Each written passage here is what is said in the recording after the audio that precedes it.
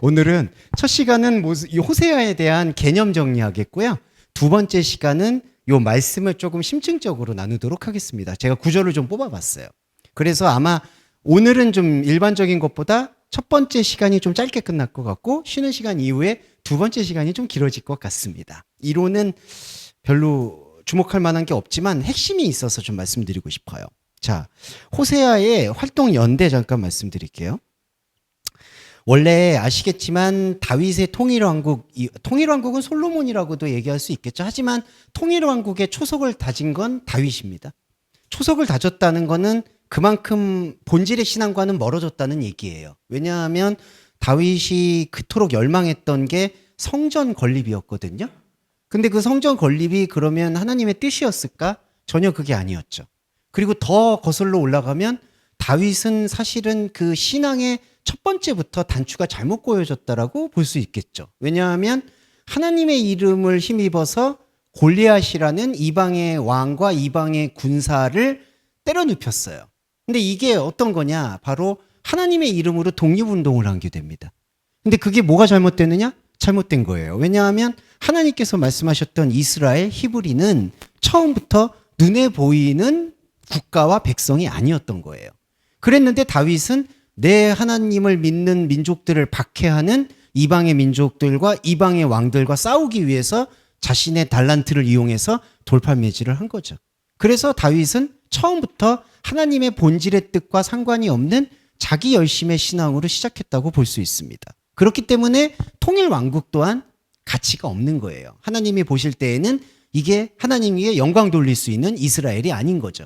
근데 아시겠지만 그러다 보니까 그렇게 됐다가 아니라 국가라는 건 어쩔 수 없이 분열을 거듭할 수밖에 없습니다. 더욱이 잘 말씀드리고 싶은 게 하나님의 이름이나 신의 이름을 빙자한 국가들이 오래 간다라고 많이 얘기하지만 사실은 그 내면은 오히려 완전히 황폐해질 수밖에 없어요. 그러니까 솔로몬 이후에 통일왕국을 세웠지만 그 통일왕국이 그렇게 오래 못 가는 이유는 단지 우상을 숭배해서가 아니라 하나님이라는 것을 본질로 받아들이지 못하고 자기 우상 숭배로 세우게 되면 반드시 빠른 시간 내에 분열이 올 수밖에 없습니다. 그게 바로 운명이라고 해도 과언이 아닌 거죠. 그래서 통일왕국 이스라엘은 남유다와 북이스라엘로 분열이 되고 그 분열된 북이스라엘 중에서의 선지자가 바로 호세아다. 이렇게 해석해 보실 수 있겠습니다. 자, 이게 바로 호세아의 활동 연대라고 보시면 되겠고요. 대부분의 예언자들은 남유다예요. 근데 여러분 잘 아시겠지만 북이스라엘은 사마리아가 나중에 수도가 되고요. 남유다는 예루살렘, 유다가 수도가 됩니다. 그러면서 정통성을 남유다한테 더 많이 줘요. 정치적이든 종교적이든 정통성이 남유다에 많다. 그리고 예언자들도 남유다 출신들이 많습니다. 이제 그러다 보니까 이 북이스라엘 출신인 호세아의 말씀에서 우리가 주목할 만한 포인트는 좀 이따 말씀드리겠지만 음란한 여성과 결혼을 했다라는 모티베이션이 작용해요. 음란한 여성은 그럼 무엇을 얘기하느냐? 사실은 타락한 북이스라엘을 모델로 하고 있습니다. 그래서 호세아는 북이스라엘 출신의 예언자로서 우리 북이스라엘의 이 희망은 우리를 음란한 여성으로 규정하고 음란한 여성을 품어주시는 하나님의 용서와 화해의 품으로 돌아가야 된다. 이렇게 믿는 메시지가 호세아를 표면적으로 보는 메시지의 핵심이라는 거예요. 우리는 북이스라엘이고 북이스라엘은 하나님의 전통에서 멀어져 있기 때문에 타락한 백성이고 이 타락한 백성이 사랑을 받을 수 있는 유일한 길은 하나님의 사랑을 받는 것인데 그 하나님의 사랑을 무엇으로 비교하느냐? 바로 결혼으로 비교했다는 거죠. 그래서 우리는 음란한 여성인데 이 음란한 여성임에도 불구하고 우리를 품어주시는 하나님의 극진하신 사랑을 설파하는 게 호세아서의 내용이라고 볼 수가 있겠습니다. 그래서 호세아의 북이스라엘 출신은 바로 거기에 뜻이 있다고 볼 수가 있고요. 자, 정리를 좀 말씀드릴게요. 자, 그리고 호세아는 3인칭 그로 말해서 이제 약간 이제 자기를 이제 빗대어서 자신이 음란한 여인 고멜과 이게 이제 야벳 자손 계열인데요. 고멜과 결혼을 통해서 하나님의 소명을 자기가 나타냈다. 이렇게 얘기를 하고 있습니다. 예. 그리고 이제 실제로도 결혼을 한 것을 알고 있어요. 예, 실제로도 결혼을 이제 그 이방 백성하고 한 것으로 알려져 있는데, 근데 자, 여기서부터 이제 그냥 제가 바로 말씀을 좀 드려볼게요. 예, 이게 제가 이 말이 좀 어려워서, 예, 이게 이제 이북이 있거든요. 예, 홍보하는 건 아닙니다. 이게 제 이제 내면적 구약 역사라고 그 전자책이 있어요. 전자책을 보시면 나중에 또 확인해 보실 수 있는데, 요 텍스트 자체는 좀 어렵게 제가 문장을 쓴 것 같습니다. 근데 조금 설명해 드리고 싶은 게 뭐냐면, 호세아가 실제로 정통적이지 못한 여성과 결혼했다라는 컴플렉스가 있어요. 근데 그 컴플렉스를 넘어서고 자신의 예언자의 지위를 회복하는 길은 뭐냐? 나는 이걸 다 알고 결혼했다라는 식으로 사실은 포장한 거라고 봐도 과언이 아닙니다. 무슨 뜻이냐? 자신이 예언자로 활동을 하려면 사실은 정통성이 중요해요. 우리도 아시겠지만 알게 모르게 지금은 거의 그런 게 무너졌다라고 할 수 있겠지만 우리가 결혼을 선택한다든지 어떤 가문을 만든다든지 할 때에는 믿음의 가문이라는 걸 중시합니다. 몇 대째 가문이냐, 누굴 만났냐, 어떤 교단에 있냐, 어떤 목사님이냐, 어떤 출신이냐 이런 것들을 많이 중시하죠. 이때 당시에 예언자들이나 선지자들도 어디 출신이냐, 어떻게 나타나냐, 누구랑 결혼했냐 이런 것들을 매우 따졌다는 거죠. 그런데 호세아는 지금 두 가지 핸디캡이 있죠. 첫 번째는 북이스라엘이라는 출신이라는 거예요. 근데 이미 남유다에서 봤을 때에는 우상 숭배가 더 극심한 나라를 남유다가 아니라 북이스라엘로 본 겁니다. 사실은 영적 관점에서 봤을 때에는 똑같이 우상 숭배예요. 남유다가 더하면 더하지 덜하지 않죠. 근데 남유다는 자기네들 땅에서 예루살렘이라든지 그 수도에서 하나님의 백성이 나타났기 때문에 하나님의 메시아가 예언했기 때문에 우리들은 더 우월하다라고 생각을 한 것뿐이에요. 그런데 북이스라엘은 그거를 해명할 길이 없다 보니까 그 피해의식에 사로잡힌 거죠. 제가 서두에 말씀드렸던 그 피해의식이라는 것, 열등감은 어디서 왔을까요? 비교의식에서 온 거예요. 아, 남유다에서 신성하고 거룩한 게 더 많구나. 우리는 상대적으로 부족하구나. 이렇게 생각한 것, 그것도 현상적인 안목인 거죠. 그래서 북이스라엘은 스스로 자신들을 비하하는 거예요. 두 번째, 호세아는 거기다가 결혼까지 했습니다. 근데 그 결혼을 뭔가 정통성이 있는 이스라엘 가문의 여성과 결혼한 게 아니라 약간 외지에 있는 혼혈아와 혼혈사람, 디아스포라와 결혼을 한 걸로 설정이 된 거죠. 자, 어떻게 보면 이 호세아서를 읽어보면 너는 먼저 결혼해라. 그래서 결혼을 한 걸로 이해를 해요. 근데 이걸 역산해서 보시면은 이미 결혼을 한, 흔히 말하는 이방 여자와 결혼을 한 호세아가 이것을 합리화하기 위해서 하나님의 뜻으로 이거를 둔갑시켰다라고 볼 수가 있는 겁니다. 그렇게 둔갑시키면서 규정한 게 뭐냐 하면 북이스라엘은 우상을 따르는 나라이고 이 우상을 따르는 북이스라엘이 하나님의 품에 들어가려면 남유다가 말하는 그 신성하고 거룩한 메시아의 품으로 들어가는 결혼 관계만이 중요한 관계다라고 강조했던 거고, 또 하나 자신이 이방 여자와 결혼한 것에 대해서 사람들이 세간에 아마 엄청난 비난이 있었을 거예요. 왜 이방 여성과 결혼을 했냐? 지금 젊은 분들 뭐 성도님 같은 경우는 이해 못 하시겠지만은 옛날에는 죄송해요. 여성들이 어디 비천한 출신이다 그러면은 엄청 꼬장꼬장한 종갓집에서는 반대를 하죠. 어디서 근본도 모르는 어쩌고 저쩌고. 이게 이제 우리 옛날 일일 드라마, 주말 드라마 보시면 어디서 근본도 모르는 것이, 그러면은 죄송해요. 이것만 하고 넘어갈게요. 안 할 수가 없는 게. 그러면 항상 한진이 같은 배우님이 뒷목을 잡아요. 거기 이렇게 재벌 아들로 이렇게 나오는데 아버지가 저한테 해준 게 뭐가 있어요? 저는 이 여자와 결혼할 거예요. 이러면 항상 너 이 자식 이러면서 이제 뒷목 잡고, 항상 제가 너무 요즘 드라마 분석을 하느라고 항상 보니까 늘 똑같아요. 패턴이. 그러다가 너는 내 가문이 아니다. 호적에서 팔 테니까 나가라. 그만큼 동양 사회에서도 가문과 호적이 중요했듯이 이때는 이 신성사회니까 얼마나 더 전통을 따졌겠냐고요. 근데 호세아가 자기가 예언자이고 싶은데 여성이 이방 여성이야. 그러니까 여기에 대해서 합리화를 해야 된다는 거죠. 그 합리화 중에 가장 큰 건 나는 하나님이 말씀하시고 하나님이 명령하셔서 결혼을 한 거다.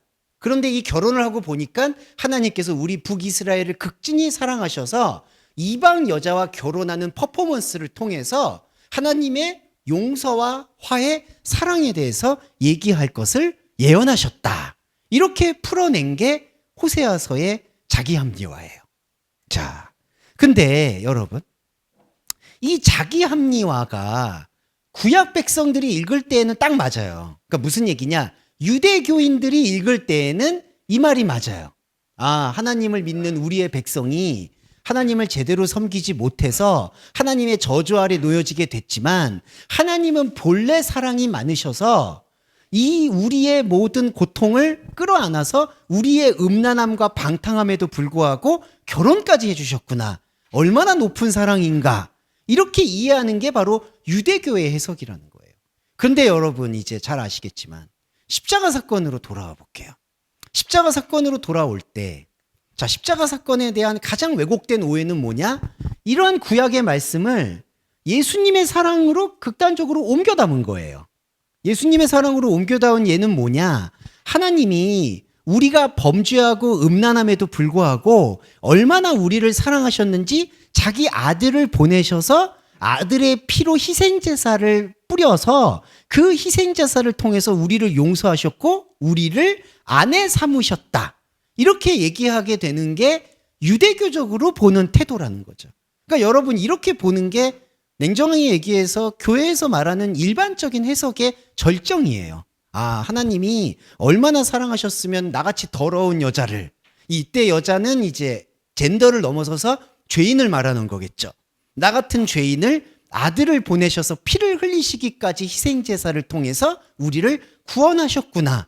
얼마나 아름다운 하나님의 사랑인가라고 보는 건데 그게 아이러니하게도 이미 구약시대의 복음이 아닌 율법에 사로잡혀 있는 종교성에 담겨 있었다는 거예요.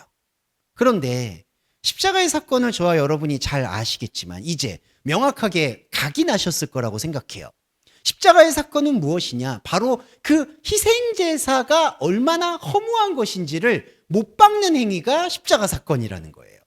십자가라는 것은 예수님이 아들을 보내셔서 우리의 표면적인 죄를 위해서 피를 흘리셨다는 게 속죄가 아니라 우리가 우리의 죄책감과 죄의식을 벗기 위해서 날마다 희생제사를 벌였던 그 희생제사가 하나님과 아무 상관이 없다는 것을 선포한 유일한 사건이 바로 십자가라는 거예요.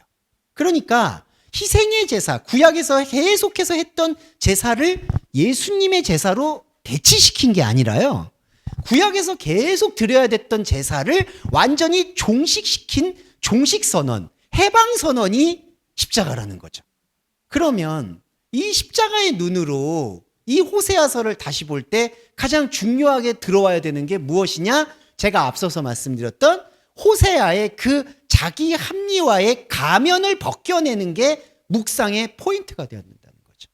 그러니까 호세아가 고멜과 결혼을 했던 이유가 하나님의 극진하신 사랑의 명령을 실천했다. 그게 아니라는 거예요. 이게 십자가의 복음으로 본 호세아서의 유일한 길입니다. 이게 아닌 호세아서를 표면적으로 읽게 되면 심층 묵상에 들어가지 못하게 되고요. 그렇게 되면은 아까 저희가 말씀 나눴던 읽어주셨던 4장 6절에 내 백성이 지식이 없어 망했다라는 뜻의 본질을 이해를 못하는 거예요.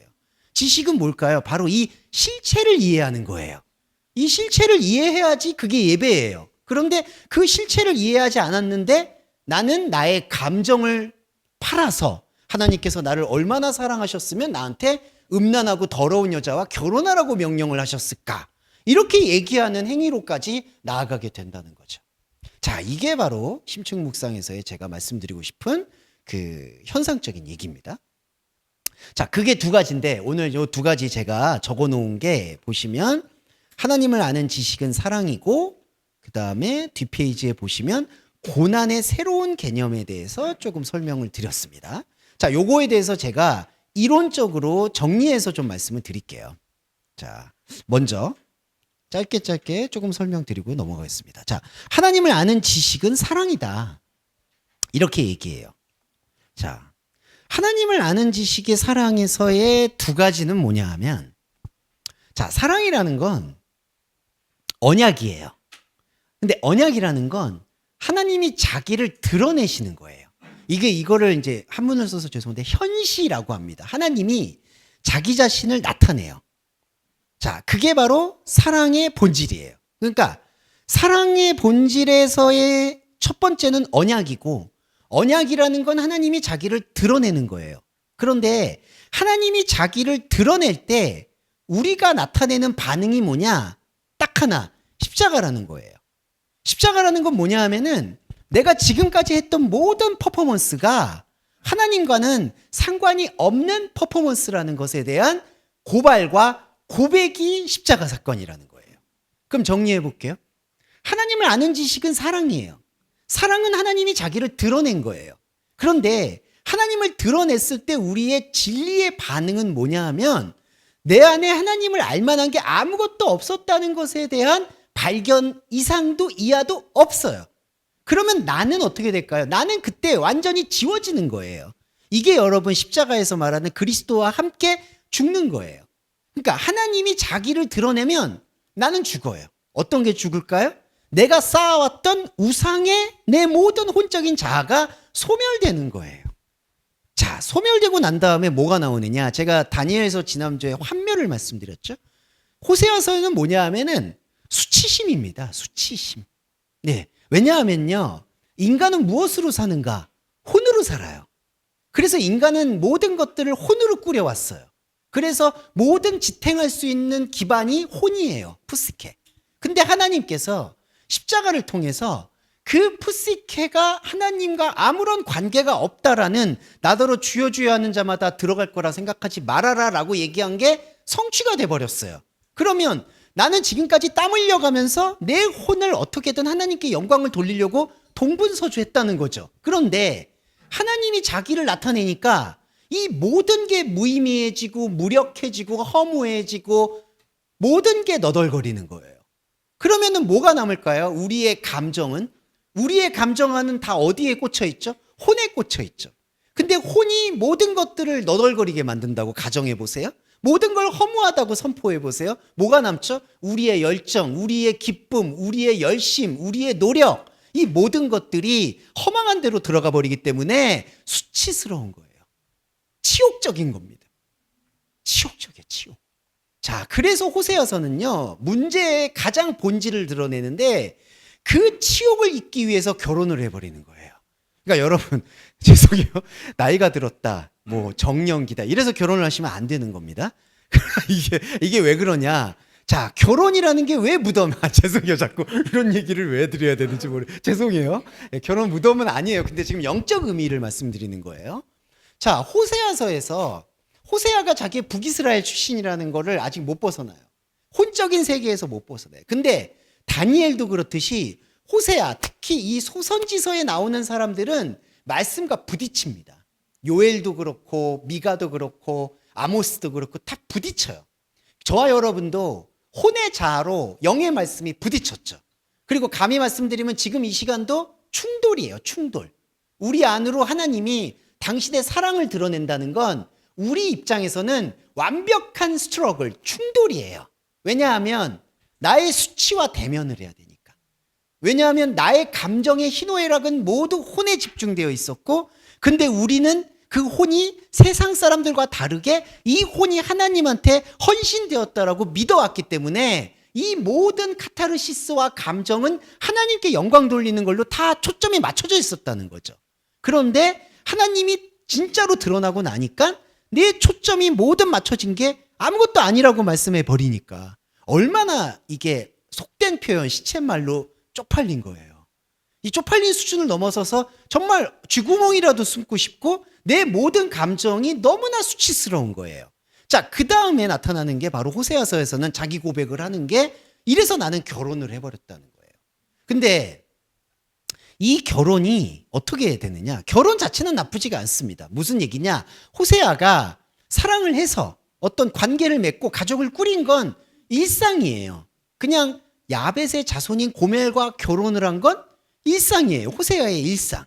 근데 호세아의 일상에서 호세아가 자기가 섬기는 율법 신앙이 있었잖아요. 근데 하나님이 사랑을 드러내잖아요. 율법 신앙에서 본질 신앙이 나타나니까 도망가 버린 거예요. 도망가면 안 되거든요. 여기서 부딪혀서 이게 바로 십자가 정신입니다. 여기서 부딪혀서 나를 발가벗겨야 돼요. 그 수치심 안으로 나를 세워야 돼요. 그래야지 주 예수 그리스도와 함께 죽는 그 지속성이 나타나는 거예요. 그렇죠? 그런데 호세아는 자기의 율법 신앙이 하나님의 본질 신앙 앞에서 산산이 부서지는 게 인정을 할 수가 없는 거예요. 부끄럽고 힘들고 못 견디는 거예요. 자기 전체가 부정당하는 경험이 올라오는 거예요. 그래서 어디로 가느냐?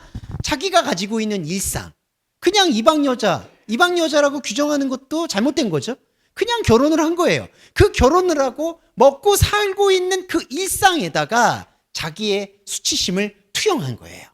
자, 그래서 수치심을 투영해서 나타나는 게 무엇이냐? 바로 나는 더럽고 해가 많지만 더 더럽고 해가 많은 이방의 여자와 결혼을 해줌으로써 하나님께서 우리를 얼마나 율법신앙으로 사랑하시는지를 증명하는 행위다라고 자기의 일상과 자기의 삶을 합리화한 거예요. 이게 엄청난 일입니다. 예. 결혼을 했다는 게 뭘까요? 자, 결혼이라는 건요. 아시겠지만 결혼이 왜 신앙에 잘못하면 무덤이 되냐 하면요. 신앙만이 아니라 일상에서도 무덤이 될 수가 있죠. 왜냐하면 일상을 일상으로 내버려 두면요. 죄가 안 돼요. 자, 이게 중요한 겁니다. 이제부터.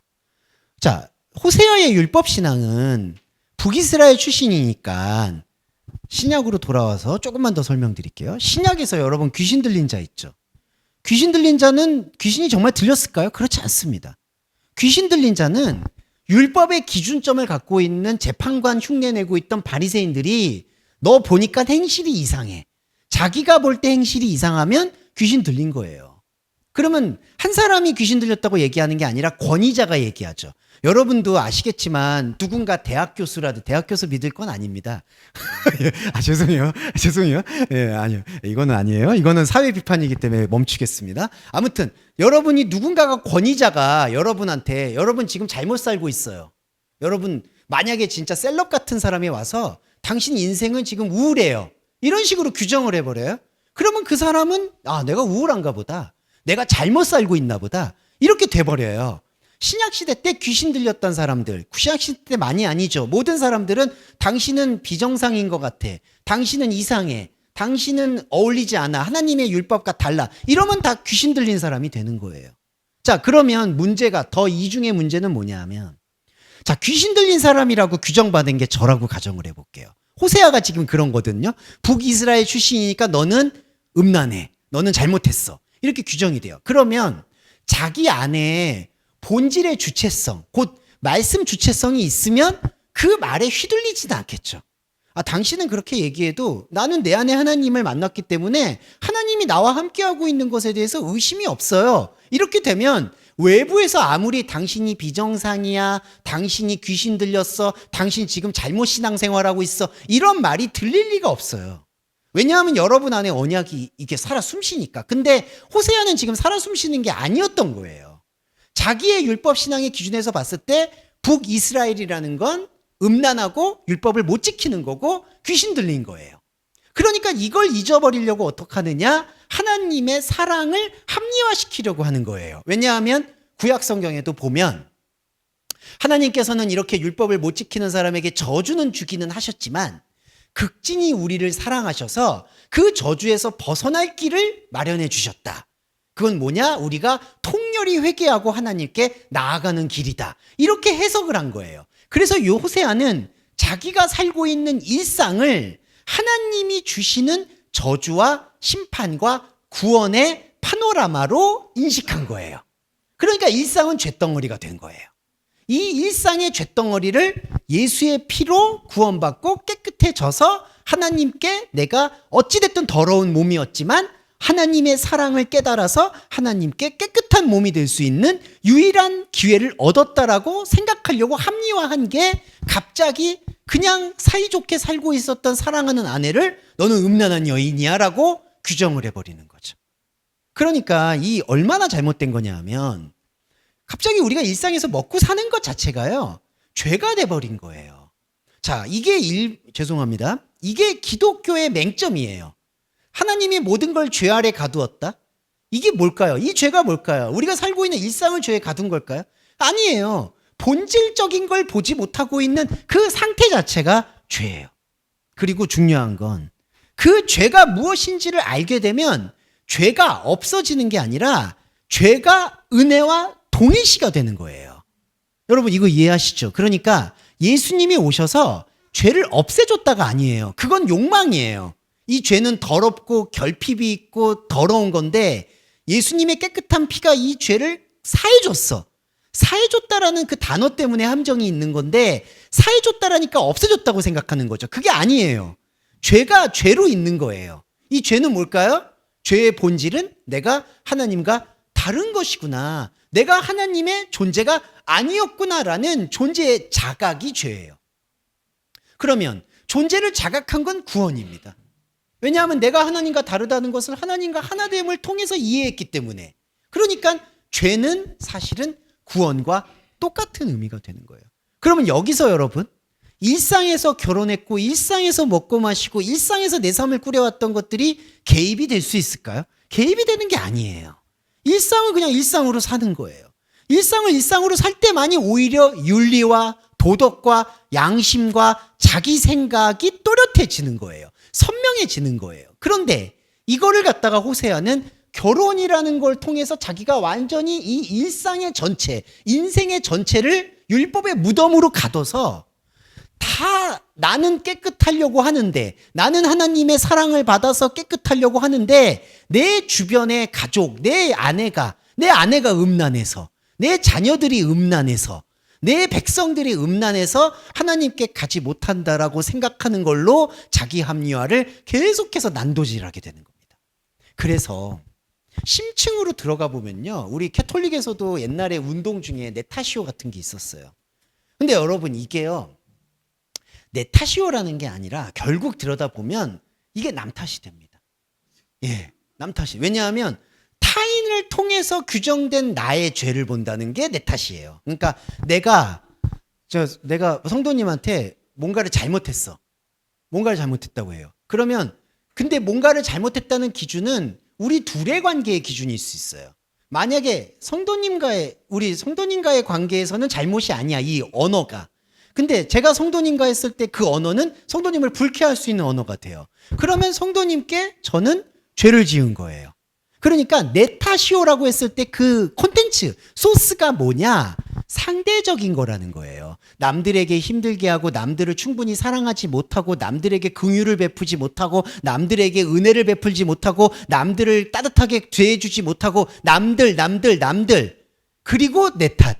그러면 이거는 내 탓일까요? 아닙니다. 이거는 내재적인 내적 복음이 아니에요. 외부에서 규정해 주는 거를 해소하려고 자기가 하나님 용서해 주세요 라고 얘기하는 거예요. 호세아가 딱 이거예요. 호세아가 갑자기 고멜이 음란한 여자가 돼버린 거예요. 사랑하는 여자가 갑자기 당신은 음란해요 이러는 거예요. 하지만 음란하지만 내가 결혼해 줬어요 이렇게 얘기한 거예요. 그러면서 그렇지만 나는 아무 편견이 없어요. 당신을 사랑해요. 이게 뭐 사랑입니까? 이게 바로 예수님 사랑에 대한 폭력적 반응인데요. 무슨 뜻이냐? 이 호세아의 태도와 예수의 십자가를 희생제사로 받아들일 때 이 논리와 똑같아요. 자, 볼게요. 저는 죄가 많아요. 이 죄를 씻을 수가 없어. 1만 달란트가 넘쳐. 근데 하나님이 아들을 보냈어. 너 죄 많은 거 안다. 하지만 내가 너를 사랑하니까 기회를 주는데 그 기회가 어떤 건 줄 아니? 내가 내 분신을 떼서 너가 보는 앞에서 피를 쏟을게. 여러분 이거 협박이죠. 완전 협박이죠. 제가 이렇게 지금 죄를 졌어. 갚아야 돼. 돈이 있다고 쳐요. 근데 누군가 왔어. 내가 너의 죄를 모두 사해줄게. 너의 모든 부채를 탕감해줄게. 그러면서 조건이 뭐냐면 그 사람이 아들을 보내서 피를 쏟아요. 이게 아겔다마예요. 여러분 가룟 유다가 피 쏟았죠. 여러분 아겔다마, 피밭이라고 합니다. 자, 여러분이 그 기억을 가져요. 근데 이 희생제사는 뭐라고 얘기하느냐? 희생제사 피를 흘리셨던 분은 뭐라고 얘기하느냐? 난 아무것도 바라지 않아. 난 너를 사랑해서 피 흘린 거야. 이렇게 얘기를 해요. 그러면 여러분 딱 보세요. 우리가 혼에다가 감정을 커넥팅 했잖아요. 감정을. 그러면 여러분 아무리 예수님이 아무것도 바라지 않는다고 해도 여러분이 아무것도 바라지 않게 될까요? 절대로 그렇지 않습니다. 절대로. 여러분 이 교회의 모습을 보세요. 절대로 안 그래요. 예수님이 우리를 극진히 사랑하셔서 피를 흘렸는데 어떻게 우리가 짐승처럼 가만히 있냐? 이게 전도의 원리고, 이게 이웃사랑의 원리고, 이게 구원받은 백성 다음에 성화, 영성, 모든 뿌리가 돼버리는 거예요. 여러분 이건 완전히 율법이에요. 왜냐하면 우리 죄가 많았어. 근데 예수님이 아들을 통해서, 하나님이 아들을 통해서, 예수를 통해서 십자가에 피를 흘렸어. 그래서 패션 오브 크라이스트처럼 막 채찍질 당하고 막 피 흘리는 거 봐요. 근데 그분이 아무것도 원하지 않아. 그러면 저와 여러분이 정말 아무것도 원하지 않는 게 될까요? 안 그러죠. 그리고 아무것도 원하지 않는 게 이루어지면요, 교회는 성립이 안 됩니다. 물질 교회는. 왜냐하면 물질 교회는 우리의 매저키스트, 그러니까 우리의 가학적인 심리를 이용하기 때문이에요. 야, 하나님의 아들이 너 죄 때문에 피 흘렸어. 너 지금 이렇게 가만히 있으면 안 돼. 너는 일상을 살면서도 그 일상을 하나님께 산제사로 바쳐야 돼. 이렇게 돼버려서 여러분의 그냥 두었던 일상은 이제부터 완전히 꼬이는 겁니다. 아, 이거 진짜 엄청나지 않습니까? 이거 완전히 꼬여요. 그러다가 일생을 그냥 헌납당하는 거예요, 이게. 이게 가스라이팅이죠. 그래서 호세아의 큰 죄악은요, 죄송합니다. 호세아가 자기 고백 중에 제일 중요한 죄악은 이 합리화예요. 나는 당신이 음란한 걸 알아. 하지만 하나님께서 명령하셨기 때문에 결혼했어. 하지만 당신을 여전히 사랑해. 여전히 사랑할까요? 안 그래요, 이게. 당신 음란해. 자기는 안 음란해. 근데 그 사람이 음란한 거예요. 음란하다고 생각하는 사람이 음란의 눈을 가지고 음란 마귀가 씌었기 때문에 음란하게 보는 거예요. 그러니까 이 굴레가 벗어날까요? 못 벗어납니다. 이게 바로 호세아서의 생명의 인식이다. 이렇게 생각을 해주시면 감사하겠습니다. 호세아가 말하는 말씀에 대해서 제가 이거는 대표적인 구절들을 좀 뽑아서 조금 설명드리도록 하겠습니다. 요 핵심되는 구절을 뽑아드리고요. 그 다음에 집중 어록 시간에 제가 원문을 한 구절은 다 해석해 드리도록 할게요. 여호와께서 처음 호세아에게 말씀하실 때 여호와께서 호세아에게 이르시되, 자, 바이오메르 아도나이예요. 그리고 베오시아 아도나이예요. 이게 뭐냐? 자, 호세아에게 말을 할 때요. 자, 중요한 게 두 가지가 있습니다. 호세아 안에서 말을 해요. 호세아 안에서 말을 한다는 건 두 가지 양태가 있는데요. 뭐냐 하면 자기가 소유하고 있는 집에서의 말만 듣겠다는 말씀이 있어요. 그러니까 뭐냐 하면, 자, 내 안에서 말한다고 했을 때 영적인 자리에서 말씀하시는 소리가 있고, 이건 영적 반응이에요. 그게 있고, 자, 자리해 주세요. 자기가 만들어 놓은 집이 있어요. 이게 이제 히브리어에서는 베트라고 해서 집이에요. 자기가 만들어 놓은 집이라는 거는 자기 머리를 뜻해요. 자기의 사상, 자기의 기준. 그러니까 여러분들도 잘 아시겠지만 답정여, 답정남이라는 거 있잖아요. 자기가 답을 정해놓으면 남들이 아무리 얘기해도 교정은 안 해요. 그냥 공감받고 싶은 것뿐이지. 예, 답정남이라는 게 이제 그런 개념이죠. 그러니까 자기 집을 말해요. 그러니까 여호와께서 호세아에게 말씀하실 때 이 뜻이 본질은 뭐냐? 호세아의 집, 자기가 이미 만들어 놓은 머리 안에 여호와를 끌어당긴 거예요. 그러니까 이거는 여호와의 진리 말씀이라고 보기가 어렵다는 거죠. 진짜 진리 말씀은 뭐냐 하면, 자, 이런 자기의 합리화를 고백하고 있다는 게 진리라는 거예요. 이거 이해되시죠? 예, 그겁니다. 그래서 여호와께서 호세아에게 이르시되 너는 가서 음란한 여자를 맞이하여 음란한 자녀들을 맞아라. 이 나라가 여호와를 떠나 크게 음란하다. 이제 이렇게 표현하는 거죠. 자, 음란하다는 거를 어떻게 이해를 하느냐? 이게 자나인데요. 음란하다. 자나라는 거는 이 기본 단어의 뜻은 사실은 종교적 불경건을 뜻합니다. 그러니까 음란하다라는 이 규정 자체가 어떤 부적절한 행위를 했다, 바람을 폈다, 그런 용어로 자주 쓰이진 않아요. 이 자나라는 음행이라는 용어 자체는 종교적 불경건을 뜻해요. 근데 하나님께서 원래 주셨던 이 뜻의 본질, 음행의 본질은 무엇이냐? 나와의 혼인 관계에 관심을 갖지 않는 상태를 원래의 음행이라고 봅니다. 예수 그리스도와 하나님과의 혼인 관계는 뭐냐 하면요, 저와 여러분 안에는 아담과 하와가 있어요. 이게 바로 남성과 여성입니다. 우리 안에는 하나님의 생명을 받아들이는 자궁으로서의 여성이 있고요. 하나님의 생명을 낳아서 그 자체로 주체적으로 하나님과 하나를 이루는 남성이 있어요. 이게 어떤 존재는 남성이고 어떤 존재는 여성이고 그게 아닙니다. 저와 여러분은 물리적으로는 남성의 어떤 생식기, 여성의 생식기 이런 식으로 물리적으로 젠더가 나눠 있다고 생각을 하지만 정말 더 깊게 들어가 보면요. 이 몸이라는 거는 그냥 사회적이거나 현상적인 역할이에요, 여러분. 그러니까 성경에서 남자와 여자를 얘기할 때는 항상 똑같이 내 안에 있는 두 가지 요소로 봐야 돼요. 네. 그래서 남성과 여성이 여러분 안에서 계속 교차하는 거예요. 그게 영적 행위로 환원되면 말씀을 듣고 말씀을 낳고 말씀을 듣고 말씀을 낳고 그러면서 하나님과 함께 깊어지는 게 결혼 관계의 핵심이에요. 그래서 이걸 에베소서연에 어디였나요? 남자와 여자가 만나서 한 몸이 될지니 이 비밀이 크다라고 얘기합니다. 그때 바울이 말한 결혼은 하나님과의 영적 결합을 뜻하는 거죠. 근데 하나님과의 영적 결합을 우리의 현실의 삶에다가 적용하려고 하는 게 음행이라는 거예요. 근데 이러한 뜻이 원래 본질의 뜻인데 종교적 불경건을 이때 당시에 히브리어 자나는 어떻게 왜곡시켰냐 하면 율법을 잘 못 지키는 상태를 음행이라고 본 거예요. 그러니까 이를테면 제사를 잘 못 지냈고 소제를 못 지내고 화목제를 못 지냈고 하나님께 불경건한 생각을 했다고 느끼는 그러한 상태를 다 음행으로 본 거예요. 그러니까 음행에는 두 가지가 왜곡이 된 거죠. 본질의 음행은 하나님의 본질 영의 말씀을 현상에다가 적용하려고 하는 모든 시도가 음행이에요.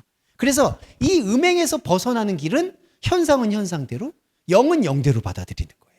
그래야지 우리는 음행에서부터 벗어나는 예배를 드릴 수 있어요. 그런데 그게 지금 왜곡됐고 두 번째 왜곡은 이때 히브리어의 자나의 음행은 우리가 하나님이 주신 율법이 있는데 그 율법을 제대로 지키지 못하고 있는 상태를 음행으로 본 겁니다. 그러니까 자, 음란한 여자 교멜이라는 거는 어떤 뜻이냐면 이거는 벗어날 수가 없는 거예요. 태생부터가.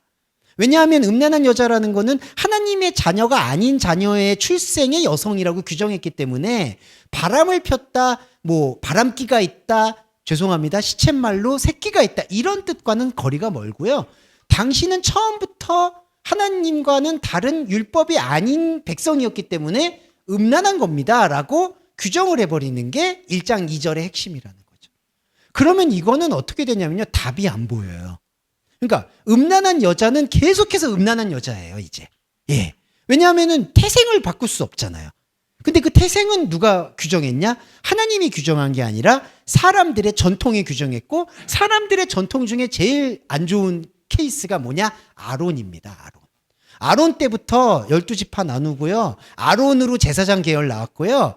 그러니까 모세의 가장 큰 실수는 자기가 입이 둔하다고 말했던 그 순간이었던 거예요, 여러분. 아니, 모세가 왜 입이 둔합니까? 왕실에서 교육받는 게 다 말하는 법 배우는 건데. 요즘 말로 웅변, 정치 이거 배우는 게 왕궁에서 배우는 건데 입이 왜 둔해요? 자기 면피하려고 했던 가시가 아론이에요. 그러니까 아론에서부터 망한 거예요. 죄송한 말이지만. 그래서 여기도 이 음란한 여자의 음행은 바로 종교적 불경건을 얘기한다. 자, 그리고 1장 10절을 보시면 1장 10절에서 자, 호세아서의 핵심이 되는 말씀이 나와요. 이스라엘 자손의 수가 바닷가에 모래같이 되어 헤아릴 수도 없고 셀 수도 없다. 로 샤페르. 자, 셀 수도 없다라는 거는 중요한 게 셀 수 없이 많다는 뜻이 아니라요. 기록할 수가 없다는 뜻이에요. 로 샤페르. 그러니까 자, 이걸 계시록에서 보면요. 인간은 인생의 책이 있고요. 하나님과 함께하는 생명책이 있어요. 생명책에는요. 아무것도 기록되어 있지 않아요. 기록의 행위가 없어져요. 이 기록이라는 건요. 왜 제가 또 글쓰기를 여러분들에게 추천드렸냐면 글을 써서 남겨라, 팔아라 이게 아닙니다. 글을 써서 글을 지우려고 하는 거예요.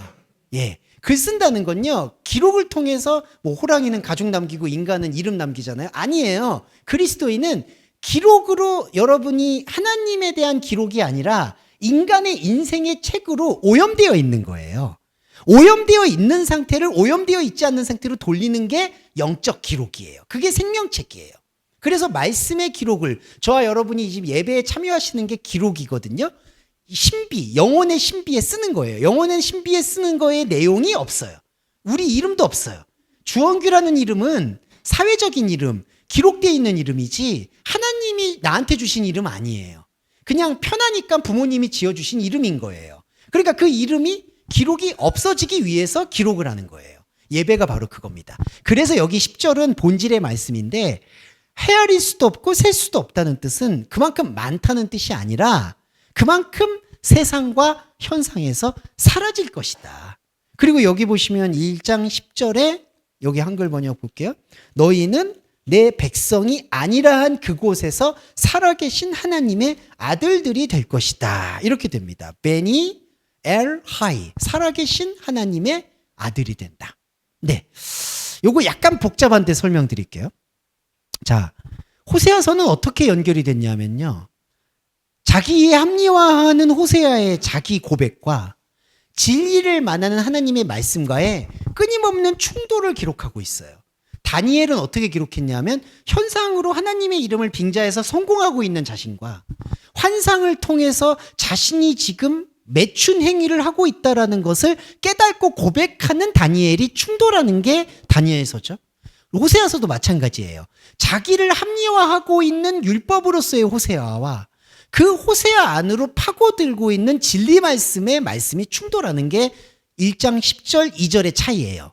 2절은 합리화의 구절이라고 본다면 10절은 진리 말씀의 틈입이에요. 침입이에요. 천국을 침노한다고 하듯이 말씀이 침입했어요. 말씀이 침입했을 때 내 백성이 아니라고 한 그곳에서 살아계신 하나님의 아들이 나와요. 살아계신 하나님의 아들일 때 중요한 건 이때 살아있다는 거는 영이 살아있다는 뜻이 아니에요. 루아가 아니라 하이가 쓰였어요. 하이는 혼과 육을 말해요. 육에서 하나님을 만나는 아들이란 뜻이에요. 자, 그러면 중요한 게 육에서, 우리가 지금 현상이죠. 현상에서 하나님의 아들이라고 일컬어지는 그 순간은 뭐가 있을까요? 바로 셀 수가 없을 때.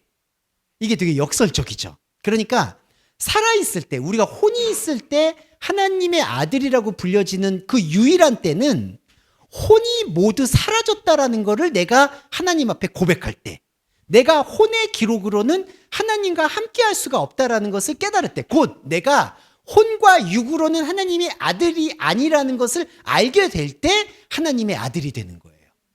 자, 이게 하나님의 아들이 된다는 게 왜, 자녀가 된다는 게 왜 중요하냐면요, 이 자녀라는 개념이요, 여러분, 남자와 여자가 붙어있는 개념입니다.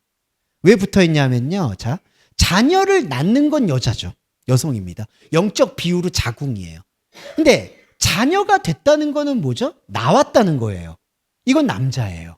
그러니까 하나님의 자녀라는 이 개념은 자녀 자체라는 단어 안에 여성과 남성이 함께 있는 거예요. 낳고 나아지고 일어서고 일어섬을 받고 수동적이고 능동적이고, 이게 자녀 안에 모두 담겨 있어요. 그래서 사도 바울도 그렇고 우리는 하나님의 자녀라고 얘기하잖아요. 이때 자녀가 혈육 간의 자녀를 얘기하는 게 아니라 우리 안에 말씀의 남자와 여자가 살아 숨쉬는 그 상태를 자녀라고 표현하는 거예요. 그래서 여러분, 살아계신 하나님의 아들이라고 얘기했을 때 이때 아들은 우리의 혼적 상태에서 하나님을 느끼는 그 살아있는 상태를 말하거든요. 살아있는 상태를 말할 때 우리는 뭐가 고백이 될까요? 십자가 고백 하나밖에 없다는 거예요. 그러니까 우리는 아들이에요. 근데 이 아들, 자녀인데 이 자녀라고 인정받는 건 뭐냐? 하나님이 너는 내 아들이다라고 불러주는 그런 호명이 중요한 게 아니라요, 저와 여러분 안에서 말씀을 듣고 말씀을 낳고 내 안에 그리스도가 살아있고 내가 그리스도임을 알고 이러한 살아있는 생명에 대한 예배가 자녀라는 거예요. 여러분 이해되시죠? 그러니까 여러분이 하나님의 자녀다라고 하는 거는 이렇게 남녀 간에나 부모 관계에서 너는 부모님이 나를 낳아주셨다, 죄송한데 이거는 다 거두셔야 돼요. 이건 일상이에요. 부모님이 자녀를 낳고 그 자녀가 부모가 되고 낳고, 이건 그냥 생태계예요. 생태계. 나쁘고 좋고가 아니라 하나님의 자녀는 말씀을 듣고 말씀을 낳는 그 역동성을 말하는 겁니다. 이게 바로 살아계신 하나님의 아들이고요. 자, 그리고 3장 1절로 넘어가 볼게요.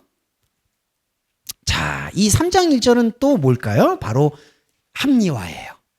제가 요건 나중에 왜 이 어떤 말씀은 호세아에 합리화하고 어떤 말씀은 진리 말씀인지 제가 호세아 끝날 때 좀 정리를 해드릴게요. 이게 또 어떤 분들은 이 말씀 하시더라고요. 그러면 뭐 이거는 뭐 이거 보면 하나님 말씀, 이거 보면 자기 말씀이냐? 이렇게 되게 불만 섞이게 하시는데, 근데 원문 보면 원문을 조금만 분석해 보면 나오긴 하는데, 예, 그렇게 말씀하시니까 좀 섭섭하더라고요. 그 나중에 정리해 드릴게요. 근데 3장 1절은 합리화예요.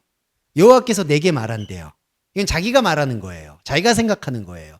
이스라엘 자손이 다른 신을 섬기고 건포도 과자를 즐길지라도 여호와가 그들을 사랑하나니 너는 또 가서 타인의 사랑을 받아 음녀가 된 그 여자를 사랑하라 하시기로, 이렇게 얘기를 합니다.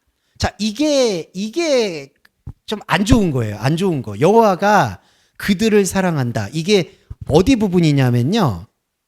나스케아바 아도나이예요. 이거예요. 나프 아하바 아도나이예요. 여호와가 음란한 너희들을 사랑한다. 지금 여기 보시면 여호와가 그들을 사랑한다라고 번역이 됐는데, 이 원문은 나프 아하바 아도나이고, 이거는 나하프가 음행이거든요. 우상숭배, 간음. 그래서 여호와는 간음을 사랑하신다라고 직역을 하는 게 맞아요. 여호와가 간음을 사랑하신다라고 고백하는 그 이유가 뭘까요? 이게 진짜 미칠 노릇인데. 호세아가 생각할 때에는 우리는 죄가 많아서 간음이 있다는 거예요. 그래서 이 간음한 거를 풀어내려면 여호와께서 간음한 우리 안으로 들어오셔야 된다고 생각을 한다는 거예요. 그래서 자기도 고멜과 음란한 여자와 결혼했다는 거예요. 이게 무슨 뜻이죠? 이게 잘못돼서 나오면 예수 그리스도가 성육신이 돼서 음란한 우리를 사랑하기 위해서 음란한 우리 인간의 옷을 입었다라는 논리로 해석을 한다는 거예요. 이게 지금 호세아가 잘못 생각하고 있는 거죠. 왜냐하면요, 자, 우리의 간음이 해소가 되려면 어떻게 될까요? 영의 결합을 선명하게 느끼면 현상에서의 간음은 소멸이 되는 겁니다. 그러니까 아까 셀 수 없다라는 게 이 인간의 인생책이 지워지는 거예요. 그러니까 여러분의 신비로움이, 우리가 영의 글쓰기를 하잖아요. 소울 테라피를 하잖아요. 영의 라이팅. 영의 글쓰기가 예배예요. 영의 예배를 하면요, 인생의 책이 지워져요. 죄송한데 주원규라고 계속 심을 박아놨던 이 모든 책이 다 찢어지는 걸 경험하시는 거예요. 그러니까 두루마리가 불에 풀어지는 거예요. 그게 생명책의 효능이에요. 그러면 간음이 없어져요. 그러면 그냥 하나님을 사랑하는 거예요. 그러니까 이거 하나만 말씀드릴게요. 우리가 이 창세기가 번역에서 아쉬움 때문에 그런 건데, 우리가 생명나무를 먹으면요, 선악나무로부터 멀어지는 거예요. 선악나무를 먹지 않으려고 하는 건 율법인 거죠. 내가 먹지 않으려고 하고 노력해서 하나님과의 관계를 맺으려 하는 건 율법이고, 내가 생명나무, 동산 중앙에 있는 나무를 계속 먹음으로써 낳고를 하나님의 자녀가 됨을 느끼면 당연히 살인, 간음, 모든 것들이 다 쓸어내버림을 당하는 거예요. 정죄하지 않고 우리는 온전히 하나님의 자녀가 되는 겁니다. 근데 지금 호세아는 잘못 생각하고 있는 게, 여호와는 우리를 간음을 해결해 주시기 위해서 우리의 간음의 땅으로 오실 수밖에 없다라고 해석을 한다는 거예요. 그러니까 이런 이상하고 신박한 해석을 왜 가져오는 걸까요? 기회가 없다라고 느끼니까. 근데 이 호세아서가 신약 성경에서 제일 왜곡된 게, 제가 아까 말씀드렸던 여호와께서 하나님 아들을 보내셔서 죄 있는 우리 모양으로 들어오셔서 바로 우리를 죄 없게 하시기 위해서 우리의 죄를 대신 짊어지셨다. 그러니까 간음을 대신 행했다고 생각하는 거죠. 이게 말이 정말 이상하지 않습니까? 그러니까 예수님이 우리를 사랑하셔서 간음을 대신했다. 이거 아주 잘못된 생각인데, 이거를 갖다가 지금 호세아가 계속해서 반복 재생산하고 있다는 거예요. 자, 그리고 4장 1절 볼게요. 이스라엘 자손들아 여호와의 말씀을 들으라. 여호와께서 이 땅 주민과 논쟁을 하고 있다. 이 땅에는 진실도 없고 인애도 없고 하나님을 아는 지식도 없고 오직 저주, 속임, 살인, 도둑질, 포악하여 피가 피를 뒤흔다. 자, 요것만 설명드리고 마무리가 될 것 같습니다. 요 6절은 죄송한데 저희 15분 후에 거기서 말씀드리고 다음 주에 조금 더 설명드리도록 할게요. 자, 이게 뭐냐면요, 여기는 진리 말씀의 체계인데요, 피가 피를 뒤흔는다. 이게 뭐냐면, 자, 나맘 나가우예요. 기본어가 피가 피를 억압한다, 파괴한다 이 뜻이에요. 피가 피를 뒤집는다. 피가 피를 억압한다. 무슨 얘기냐? 이것도 인생책과 생명책의 얘기인데요. 자, 피채 먹지 말라는 거 들어보셨죠? 레위기에서. 예, 그것 때문에 아마 여호와의 증인이 수혈을 받지 않는 걸로 알고 있는데 피 흘리는 것을 먹지 말라는 뜻인데요. 피 흘리는 것을 먹는다라는 뜻은 뭐냐 하면 하나님의 말씀을 우리가 살고 있는 우리의 혼의 피로 적용하지 말라는 뜻이에요. 피를 먹지 말라는 뜻, 피 흘림을 먹지 말라는 뜻은 뭐냐? 우리가 혼이기 때문에 우리는 살아있는 걸 어디서 느끼냐면 혼에서 느끼잖아요. 슬픔, 기쁨, 아픔, 감동, 카타르시스 이 모든 것들을 혼의 세계에서 느껴요. 그러다 보니까 하나님의 말씀도 혼의 세계에서 뭔가 찌르거나 나타내거나 해서 취하려고 하는 거예요. 그게 바로 피 흘리는 걸 먹는 거예요. 4장 2절의 상태도 똑같아요. 피가 우리 안에는요 영의 피가 있고 육의 피가 있습니다. 이거 사도 바울이 말하는 육의 몸과 영의 몸이에요. 자, 우리 안에는 영의 몸의 피가 흘러야 돼요. 영의 몸의 피가 흐르려면 어떻게 되죠? 요한복음에서 말하는 내 피를 마시면 돼요. 그리스도의 피를 마시는 겁니다. 그리스도의 피를 마시는 게 자녀되는 거예요.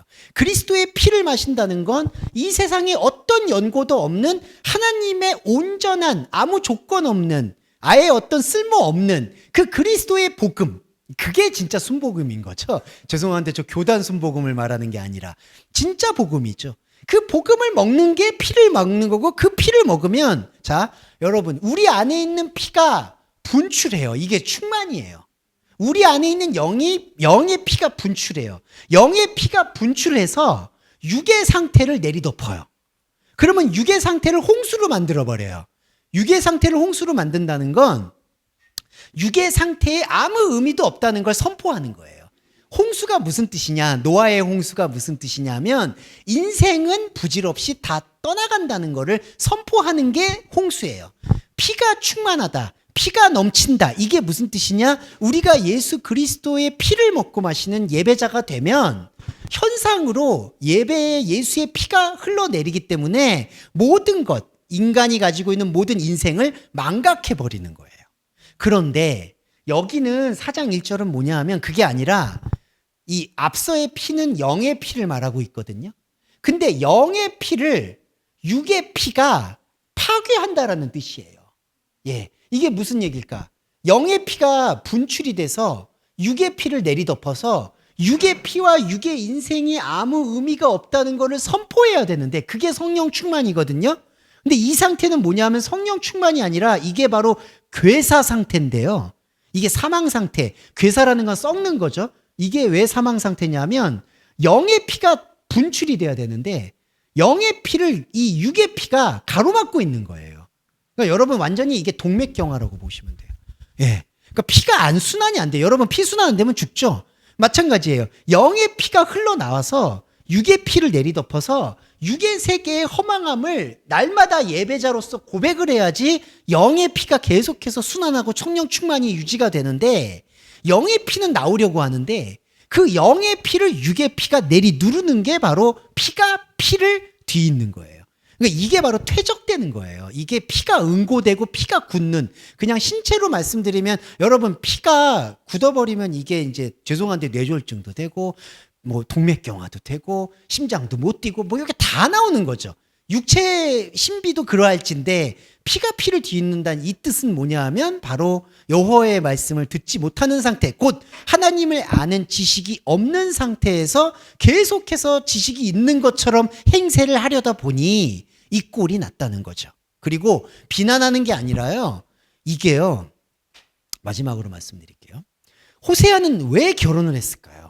마지막으로 자꾸 제가 결혼을 나쁘게 얘기하는 게 아닙니다. 여기 젊은 분들 계시고 결혼을 앞두고 계신 분들한테는 정말 사죄드리고요. 현상 결혼 아니에요. 근데 결혼이 왜 무덤이냐면요. 자꾸 제가 눈이 빛나면서 말씀드리는데 왜 무덤이냐면은 결혼은요 나만 망치는 게 아니에요. 이게 예 결혼은 다 망쳐요. 예 왜냐하면 이 호세아의 결혼은 그냥 우리 일반 결혼이 아니라요. 이 가족이라는 이름 안에 하나님의 자녀라는 이름으로 다 묶어버린 거예요. 우리 모두 음란해. 나도 근데 음란한데 나보다 더 음란한 당신과 결혼해줬어. 근데 당신이 어디서 큰 소리야. 하나님 앞에서 조용히 해. 이렇게 되는 거예요. 그러니까 이 동맥경화가 절대로 안 풀려요. 근데 여러분 이게 교회라고 생각을 해보세요. 진짜 이게 숨이 막힙니다. 여러분 한번 생각을 해보세요. 예전 교회. 이 숨이 막히신다는 걸 한번 확인해 보실 수 있어요. 여기 와서 숨이 쉬어진데 이게 아니라요. 그때 당시를 돌이켜 보시면은 야 진짜 그때 어떻게 살았지? 하는 생각이 드실 수밖에 없어요. 왜냐하면 호세아의 나쁜 점처럼 호세아의 합리화 중에 나만 죽을 수 없다는 거예요. 죄송한 말인데. 이게 또 왜 그러느냐? 마지막으로 한 말씀 드리면 나만 죽을 수 없다는 건 영은 증거를 안 찾거든요. 영은 하나님과 예수 그리스도의 피가 증거예요. 거기에는 증명이 필요 없어요. 그냥 하나님이 내 증인이고 내가 하나님의 증인이에요. 근데요, 혼은 뭐냐 하면 반드시 누군가, 환경이, 외부의 감정이, 일이, 사건이, 일상이 증거가 돼줘야 돼요. 그러니까 호세아가 왜 결혼을 했냐 하면은 이 증거 때문이에요. 나만 믿으면은 뭔가 모르니까. 나만 믿으면 정상이 같지 않고 나만 믿으면 하나님한테 잘 가는 것 같지가 않으니까 다 이 물귀신처럼 죄송한데 모든 사람들이 이렇게 믿자. 다 음란하다. 우리 모두 음란하다. 우리 모두 음란하니까 다 같이 죽자. 이런 식으로 다 괴멸시키는 이래서 괴사 상태가 계속되는 겁니다. 그러면 이 유일한 길은 뭘까요? 이걸 벗어나는 길은 해체밖에 없어요. 죄송한데. 예. 계속 나는 저 사람들도 좋으니까 저 사람들도 살리고 나도 살릴 거야. 이거 없습니다. 죄송한데. 죄송하단 말에 한 번만 더 할게요. 정말 죄송한데 인간적인 정리는 있으시겠죠. 근데 이기적인 게 아니라 그냥 여러분 살 생각부터 먼저 해야 돼요. 이게 전도예요. 여러분이 숨을 쉴 때만이 오히려 여러분 한 존재가 성령이 충만할 때만이 다른 사람에게도 복음이 흐르는 거지 여러분 안에 숨이 안 쉬어지면 아무것도 소용이 없습니다. 그래서 호세아의 이 합리화에서의 우리가 발견하는 거는 결혼을 하지 말자. 예, 아니 그러니까 오해하지 마시고 결혼은 절대로 안 된다. 그러니까 인간적인 관계를 하나님의 말씀으로 적용하는 거는 무덤 중에 무덤이다. 피가 피를 덮어서 동맥경화. 더 이상 숨을 쉴 수 없게 된다. 여기에 대해서 확인하시면 되겠습니다. 네, 딱 20분 채웠네요. 오늘 예배 정리기도와 주기도문으로 마무리하겠습니다. 사랑하는 주님 감사합니다. 호세아의 결혼을 통해 우리는 무엇을 보았습니까? 우리 안에 숨을 쉴 수 없는 진짜 숨막힘의 현장을 보았습니다. 주님, 이 질식할 것 같은 현장에서도 당신의 말씀을 허락하심을 진심으로 감사드립니다. 셀 수 없는 곳, 내 이름이 지어진 곳에 하나님이 들어왔습니다. 하나님의 피가 충만히 흘러넘치는 생명 예배가 감히 이루어졌다고 확신합니다. 이 사랑을 한 주 동안 더 동서말씀교회 교회 여러분들이 지속하고 유지하여 영의 생명의 숨이 끊어지지 않도록 지속될 수 있는 배려와 은총이 그리스도의 말씀으로 함께해 주시기를 간절히 소원합니다. 예수 그리스도의 이름으로 감사하며 기도합니다. 아멘.